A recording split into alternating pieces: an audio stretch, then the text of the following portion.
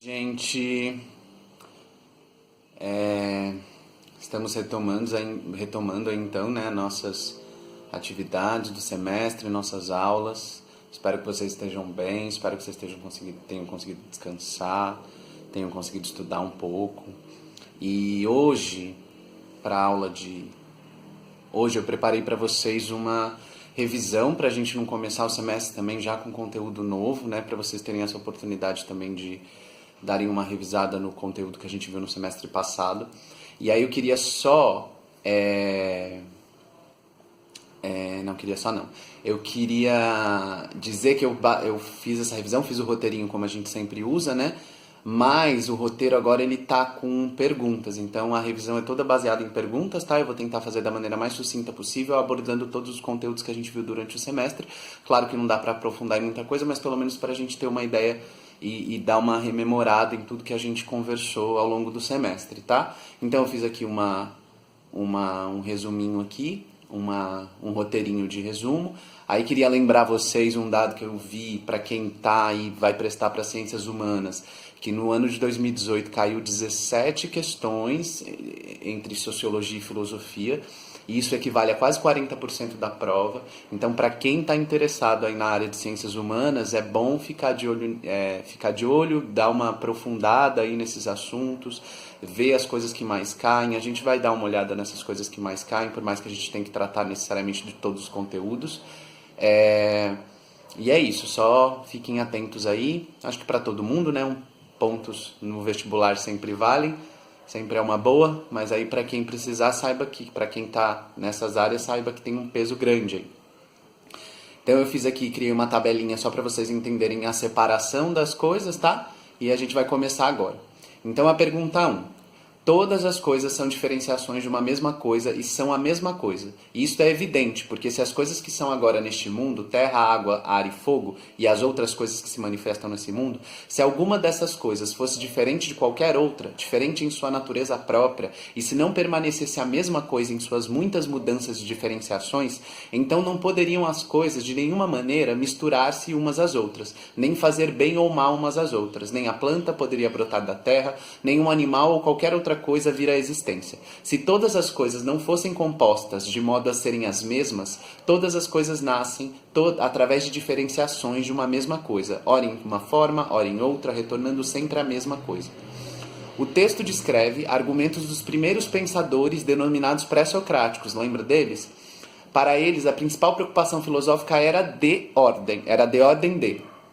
Então, lembrando os pré-socráticos, eu sei que o texto ele é meio maçante, mas tentam pegar essas referências. Então, tá falando da natureza, de um elemento que dá origem a todas as outras coisas da natureza, que tudo que a gente conversou com relação à preocupação dos filósofos pré-socráticos, querem entender qual era a origem da natureza, qual era o princípio que organizava as transformações que ocorriam na natureza. Então era a água, era o fogo, era da água que brotava tudo, era do fogo que brotava tudo. Tudo lembra de Parmênides e Heráclito, onde um afirmava que tudo na natureza mudava, que era Heráclito, né? Um homem não se banha no mesmo rio duas vezes, e Parmênides colocava, não, tudo na natureza é fixa. Então lembra que a gente teve essa conversa em sala de aula ainda?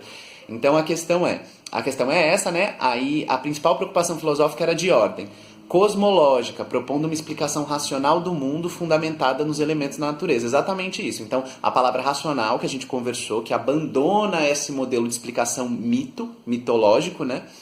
E fundamentada nos elementos da natureza, ou seja, essa preocupação de entendimento dos elementos da natureza, de compreender os elementos da natureza. Então a natureza é o foco, tanto que os pré-socráticos também são conhecidos como filósofos da natureza, ou filósofos cosmológicos.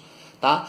Aí a B é política, discutindo as formas de organização da polis ao estabelecer as regras da democracia. Isso está mais voltado para os socráticos, lembra que eles estavam preocupados, eles abandonaram essa preocupação com a natureza para se dedicar à preocupação com a vida política, ao entendimento da vida política do ambiente humano, então a ética, a moral, as leis. Ética, que é uma coisa, a C, né? Ética, que é uma coisa que está mais voltada para a filosofia de Aristóteles. Estética, que é uma coisa que a gente acabou não vendo. E hermenêutica também, uma coisa que a gente não viu, mas eu deixei as respostas destacadas aqui, tá? Então é a A. Então essa uma é sobre os filósofos da natureza. Agora dois, o segundo bloco, que é sobre os socráticos. Então a gente tem os pré-socráticos, e aí Sócrates que marca essa divisão entre os socráticos e os pré-socráticos.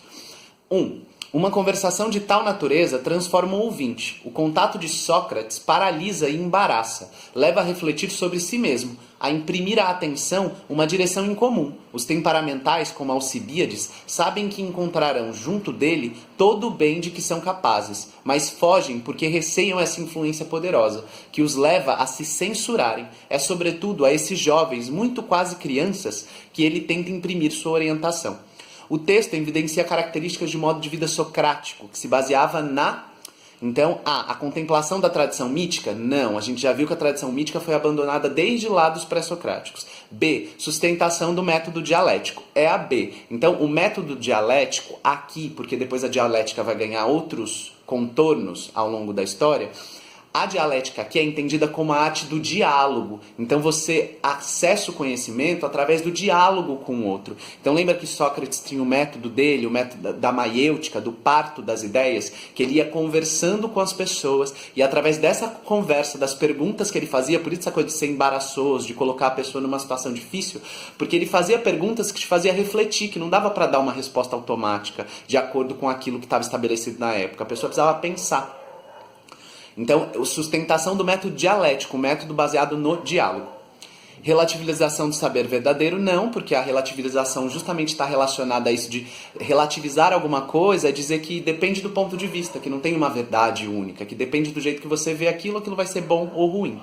E isso não é a perspectiva dos socráticos, tá? Para eles tem uma verdade sim que precisa ser alcançada. Valorização da argumentação retórica. D. Não, a retórica está mais voltada para os sofistas. A gente conversou sobre eles, que eram esses filósofos, né, que entendiam que não existia uma verdade única, que tudo dependia do ponto de vista. Então, se tudo depende do ponto de vista, ganha aquele que argumentar melhor. Então, a arte da retórica, do convencimento, de conseguir falar de uma maneira que você convença os outros. Investigação dos fenômenos da natureza é a E. A E, essa está relacionada com os pré-socráticos. Eles sim que investigavam os fenômenos da natureza. 2. Esse gesto significa que o conhecimento se encontra em uma instância na qual o homem descobre a.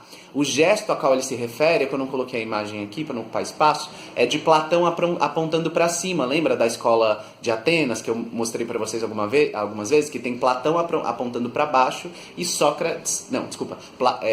Aristóteles apontando para baixo e Platão apontando para cima. O que isso significa? Esse apontar para cima quer dizer o quê? A suspensão do juízo como reveladora da verdade? Não, juízo tem a ver com a capacidade racional, tem a ver com a capacidade de fazer afirmações sobre o mundo. Isso não poderia ser a porque você justamente precisa utilizar o juízo, precisa utilizar a razão para afirmar verdades a respeito do mundo.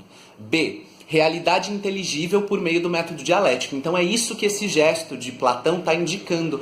A verdade está lá, não lá exatamente no céu, mas lá no mundo que ele é suprassensível, ele está além. Então a gente tem um mundo físico aqui da sensorialidade e o universo inteligível quer dizer que pode ser compreendido, que eu posso entender racionalmente. Então o mundo inteligível ele está suspenso, ele não está presente na realidade sensorial que a gente vivencia pelos sentidos. Então é essa, realidade inteligível por meio do método dialético, está indicado aqui em azul, tá, as respostas. C. Salvação da condição mortal pelo poder de Deus. Não estamos falando de Deus aqui ainda. D. Essência das coisas sensíveis ao intelecto divino. Então também não, porque não é valorizado o sensível nesse momento. O sensível relacionado ao sensorial, né? E. Ordem intrínseca ao mundo por meio da sensibilidade. Intrínseca quer dizer que é interna, então faz parte, é próprio do mundo. Ordem própria do mundo por meio da sensibilidade também não, porque não é a sensibilidade que é valorizada aqui. Então, ficamos com a B, a realidade inteligível por meio do método dialético. 3. Vimos que o homem sem lei é injusto e o respeitador da lei é justo. Evidentemente, todos os atos legítimos são, em certo sentido, atos justos, porque os atos prescritos pela arte do legislador, ou seja, mandados, ditos pelo legislador, são legítimos e cada um deles é justo. Ora, nas disposições que tomam sobre todos os assuntos, as leis têm em mira a vantagem comum, quer de todos, quer dos melhores ou daqueles que detêm o poder ou algo desse gênero. De modo que, em certo sentido, chamamos justos aqueles atos que tendem a produzir e a preservar para a sociedade política a felicidade e os elementos que a compõem. Aqui a resposta está no enunciado. Então, de acordo com o texto de Aristóteles, o legislador, aquele que legisla, que dá leis para a cidade, deve agir conforme a moral e a vida privada, não porque a gente está falando de política de vida pública. B, virtude e os interesses públicos. Exatamente, virtude é aquilo que valoriza o homem, que valoriza o ser humano. Então, ser justo, ser leal, ser corajoso. Então, tudo aquilo que agrega valor ao humano. E os interesses públicos, que está relacionado aos interesses políticos, os interesses de todos. Sejam esse todos a maioria, sejam esse todos, como ele coloca, né, todos de fato. Então é a B. C, utilidade e critérios pragmáticos. Não vou entrar muito nessas coisas, mas não é. Lógica e os princípios metafísicos. Aqui a lógica a gente poderia até dar uma confundida, mas princípio metafísico, lembre, isso está relacionado a Platão, esse mundo outro, esse mundo metafísico, tá? Razão e as verdades transcendentes. Razão, ok, verdades transcendentes tem a ver com algo que também está fora da realidade, transcende a realidade, tá? 3, terceiro bloco. Então a gente acabou agora, o que está indicado em verde de 1, 2, 3 são os blocos. Então o primeiro bloco é dos pré-socráticos, o segundo bloco é dos socráticos, e agora o bloco 3 é os pós-socráticos, é o depois de Aristóteles. 1 do bloco 3, pergunta 1 do bloco 3. Último bloco. A filosofia de Santo Agostinho é essencialmente, lembra, aqui a gente está falando dos filósofos medievais, ou seja, agora inicia-se essa relação, essa tentativa de relacionar a razão com o cristianismo, com Deus. A filosofia com a teologia, né? A filosofia de Santo Agostinho é essencialmente uma fusão das concepções cristãs com o pensamento platônico. Então lembra disso, que eles arrastam. Então os filósofos, esses filósofos mais importantes do momento medieval, eles carregam consigo a filosofia dos socráticos, mas eles modificam ela para tentar encaixar nos dogmas cristãos, tá? Então, essencialmente uma fusão das concepções cristãs com o pensamento platônico. Então, no caso do Santo Agostinho, ele trouxe muito forte a filosofia de Platão para a sua própria filosofia. Subordinando a razão à fé, Agostinho de Hipona afirma existirem verdades superiores e inferiores, sendo as primeiras compreendidas a partir da ação de Deus. Então as verdades superiores vêm a partir da ação de Deus. Como se chama a teoria agostiniana? Voltando à questão. Como se chama a teoria agostiniana que afirma ser a ação de Deus que leva o homem a atingir as verdades superiores? Eu não cheguei a dar esse nome para vocês, mas aí ele fala aqui, teoria da predestinação, B, teoria da providência, C, teoria dualista, D, teoria da emanação e E, por último, a correta, teoria da iluminação. Então a teoria que Santo Agostinho propõe, a partir das ideias de Platão, então o que Platão tinha? Um mundo sensível, que está aqui embaixo, e um mundo suprassensível, que está além do mundo sensível, que está acima, que é superior ao mundo sensível. Santo Agostinho, ele modifica esse eixo aqui em cima abaixo para um eixo interno e externo. Então, essa teoria da iluminação, então toda a ideia que o Platão construiu no sentido do mundo das ideias, para o Santo Agostinho ele deu o nome de mente de Deus. Então era a mente de Deus onde tinha o conhecimento superior e a gente tinha aqui o conhecimento mascarado, um conhecimento distorcido por meio dos sentidos, tá? 2. Do ponto de vista das reflexões filosóficas contemporâneas do nosso tempo, as reflexões filosóficas atuais, inclusive a gente vai ter mais pra frente filosofia contemporânea, porque o Enem cobra muito filosofia contemporânea. O Enem é uma prova que cobra muito de você estar antenado com o pensamento que está no mundo atualmente. Então, do ponto de vista das reflexões filosóficas contemporâneas, sobre o que foi chamada a Idade Média... Do ponto de vista das reflexões filosóficas contemporâneas sobre o que foi chamado a Idade Média, é correto afirmar. Então a pergunta que quer saber é, como que, do nosso ponto de vista hoje, atualmente, como que a gente olha para a Idade Média, o que a gente considera que foi o período da Idade Média. Então, A. Constitui-se num período em que o saber não evoluiu, representando uma longa noite de 1000 anos. Isso, a gente conversou, é uma visão extremamente preconceituosa do momento da Idade Média, justamente por ter esse vínculo com a religião, que é uma coisa que a modernidade desvaloriza. Então, então nesse momento da Idade Média, era o teocentrismo que organizava as relações sociais, então Deus estava no centro. Na modernidade, é o homem, é o antropocentrismo, o homem que está no centro das relações sociais. Então, esse homem moderno olha para essa época teológica e julga como uma noite de 1000 anos, ou seja, nada aconteceu de bom, sendo que, na verdade, muitas coisas aconteceram, inclusive a criação da universidade, das primeiras universidades e outras coisas que a gente chegou a comentar nessa aula. B. Foi um período em que o saber filosófico esteve atrelado ao saber religioso, tendo a filosofia como serva da teologia, ou seja, o saber voltado a fundamentar racionalmente os dogmas da fé. Exatamente, a resposta está completa. Então, é isso. A filosofia, o período medieval, ele é marcado por essa tentativa de vincular a filosofia que vinha caminhando até então com a presença de Deus que se estabeleceu a partir do período da Idade Média. Lembrando que elas não estavam em pé de igualdade. A filosofia sempre, nesse período, era considerado um braço da teologia, um braço da fé. Então ela estava para auxiliar a fé, e não, ou seja, subordinada, serva da teologia. Ela servia a Deus. A filosofia serve a Deus nesse período. C.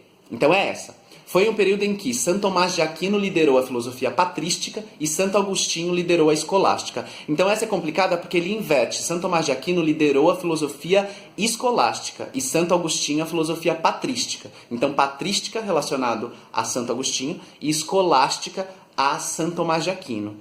Mesmo que tivesse certo aqui nessa C, eu não marcaria essa opção porque ela está muito simplificada. A primeira, ela está perfeita. Ela está dando todos os princípios desse momento da história da filosofia, tá? Então isso é uma coisa interessante de ficar atento. D. Foi um período que ficou na média por ter preservado o saber greco-romano da destruição causada pela Santa Inquisição. A Santa Inquisição foi um período que aconteceu, inclusive, na própria Idade Média, então ele inverte aí um pouco a ordem dos acontecimentos históricos, tá? Foi uma importante era da história da humanidade em que René Descartes e Galileu Galilei lançaram as bases da ciência moderna em contraposição ao teocentrismo do pensamento grego. Não, foi um momento que justamente esse teocentrismo se fortaleceu. Esse momento é posterior na filosofia moderna que a gente vai começar a ver a partir das próximas aulas, tá? De filosofia. Então, não é esse o processo. Então é a B. Lendo de novo, foi um período em que o saber filosófico esteve atrelado ao saber religioso, tendo a filosofia como serva da teologia, ou seja, um saber voltado a fundamentar racionalmente os dogmas da fé. E a última, o filósofo grego que maior influência exerceu sobre Santo Tomás de Aquino foi A. Platão, B. Aristóteles, C. Sócrates, D. Heráclito e Parmênides. Foi Aristóteles. Então, Santo Tomás de Aquino recebeu influência de Aristóteles. Então Aristóteles tinha muito essa questão de tentar organizar a natureza, então tentar criar categorias para a natureza, justificar tudo pela relação de causa e efeito. Então Aristóteles é considerado o pai da ciência, ou seja, criar uma metodologia que você consegue entender de fato por que um fenômeno acontece do jeito que ele acontece, qual que é a causa da chuva, qual que é a causa das coisas que a gente observa na natureza de uma maneira racional. Então, e foi justamente o que Santo Tomás de Aquino tentou fazer, encontrar causas racionais para provar a existência de Deus. Então, Santo Tomás de Aquino bebeu muito da filosofia aristotélica, assim como Santo Agostinho bebeu muito da filosofia platônica. Então é importante, inclusive, a gente ter esses filósofos dos princípios como referência, porque eles são carregados ao longo da história da filosofia, como eu já comentei com vocês. Então, quanto mais a gente entende e fortalece nosso entendimento sobre esse início, a gente vai reconhecer esse início sendo dito de maneiras diferentes ao longo da história da filosofia, tá? Gente, é isso. Não vou me estender aqui para dar os 20 minutos de aula para vocês. Na aula de Sociologia a gente também vai fazer uma revisão, tá? Também vamos dar aí uma revisada nas coisas para não começar seco. E aí depois a gente vai, a partir das próximas aulas, com conteúdos novos. É isso, se cuidem, espero que vocês estejam bem, qualquer coisa estou à disposição. E lembrem que a gente está nesse formato de depois, eu não lembro exatamente o meu horário lá, mas eu vou ver depois, que a partir das 7h30, eu acho, eu vou estar no meeting lá respondendo as dúvidas que vocês tiverem. Então, por favor, que vocês não entenderem, entrem lá e falem comigo, que eu dou um jeito de tentar explicar da melhor maneira possível. E o que eu não souber, eu dou uma pesquisada, tá bom? Um beijo, abraço pra todo mundo, fiquem bem aí.